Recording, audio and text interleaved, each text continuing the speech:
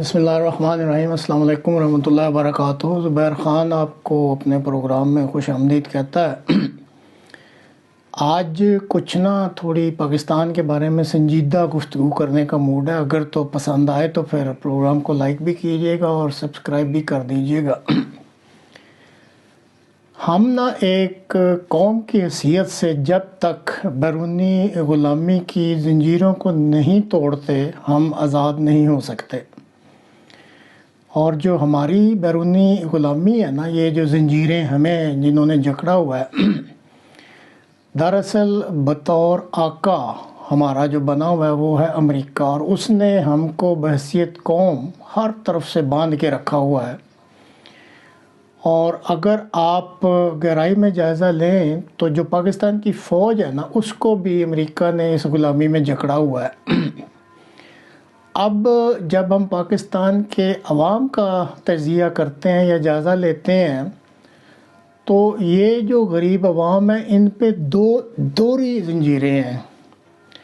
ایک تو آقا کی زنجیر ہے جو کہ امریکہ ہے، اور دوسرا پھر اس آقا کے غلام یعنی فوج کی زنجیریں۔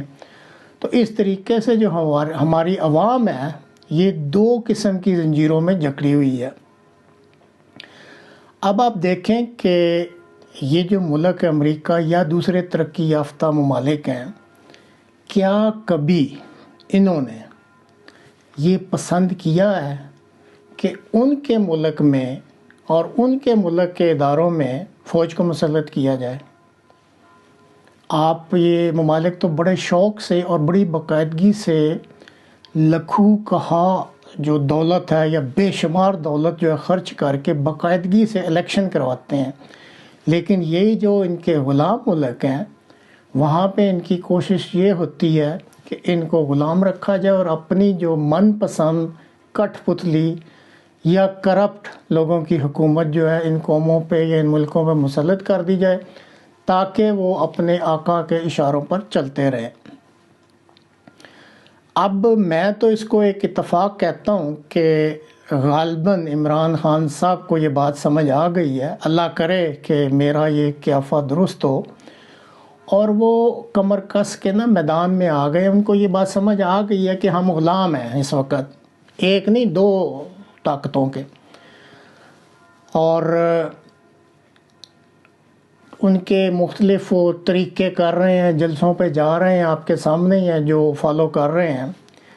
لیکن ان کو اس وقت شدید قسم کے سنجیدہ اور مخلصانہ مشورے کی ضرورت ہے۔ اب بات لمبی نہیں کرنی چاہتا میں،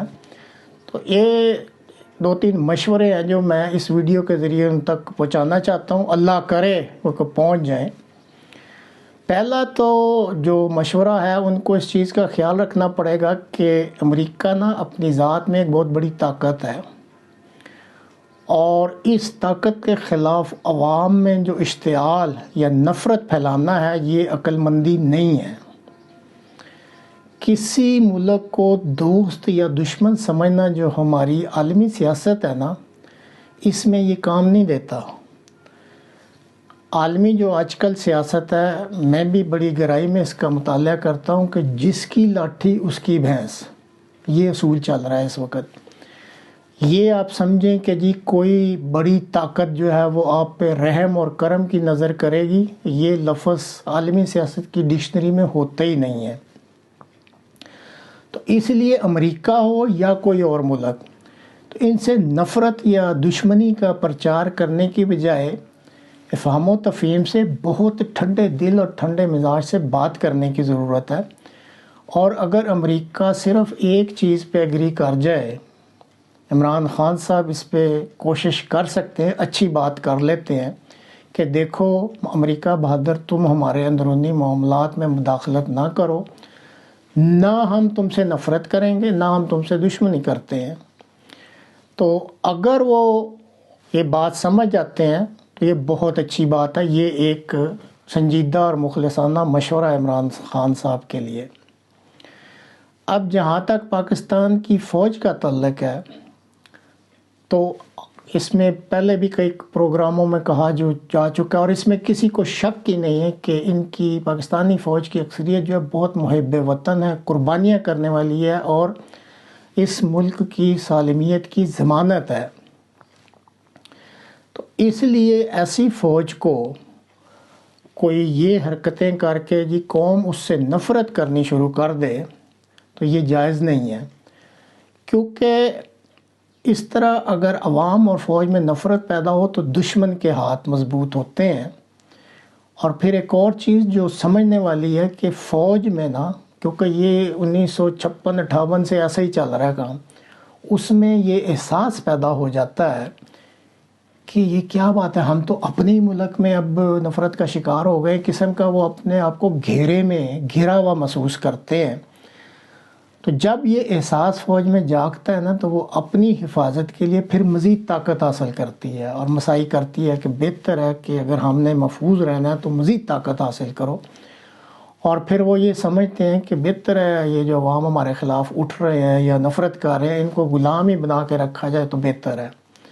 اب یہ گہرا نقطہ ہے جو کہ عمران خان صاحب کو سمجھنا پڑے گا اپنے آئندہ کے جلسوں میں، اور جو ان کا اس وقت روزمرہ کا معمول ہے اس میں، کہ فوج میں اس احساس کو مت جاگنے دیں کہ عوام ان سے نفرت کرتی ہے یا وہ اپنے آپ کو غیر محفوظ اس ملک میں سمجھنا شروع کر دیں۔ تو اس لیے ان کو بھی فوج کی جو کمانڈ ہے اس وقت اس سے گفت و شنید کی شدید ضرورت ہے،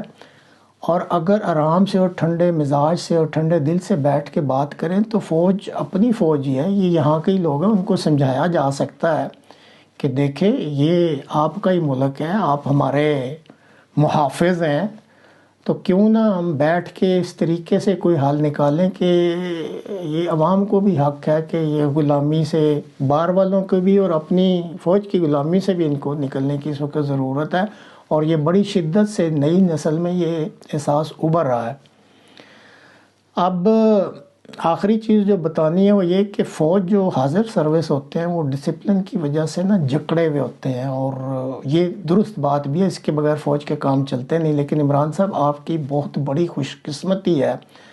کہ جو فوج کے جو حال ہی میں یا پہلے سے ریٹائرڈ ہیں دراصل یہ فوج کا ہی نقطہ نظر پیش کرتے ہیں، تو ان کے بہت بڑی تعداد جو ہے نا وہ آپ کے سائیڈ پہ آ چکی ہے۔